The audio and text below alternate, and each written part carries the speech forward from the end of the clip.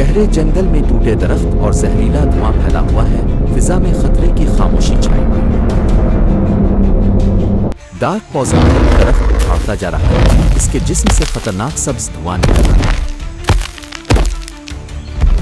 Yellow spider शाखों के दरमियान झूलते हुए हालात पर नजर रखे हुए है और तैयार खड़ा है। हल्क झाड़ियों से निकलता है, मुट्ठी बंद करता है और दुश्मन की तरफ बढ़ता है। ब्लैक सूट सुपरमैन आसमान से उतरता है। इसकी चादर लहरा रही है और आंखों में अज़्म झलक रहा है। हल्क दौड़ता है, सुपरमैन फिजा में वार करता है और येलो स्पाइडर जाल डाल देता है। येलो स्पाइडर दुश्मन की टांगें जाल में जकड़ देता है, जबकि हल्क आखिरी वार के लिए तैयार होता है। जहरीला धुआं खत्म हो जाता है, सूरज की रोशनी फैलती है और हीरोज फतह के साथ खड़े नजर आते हैं।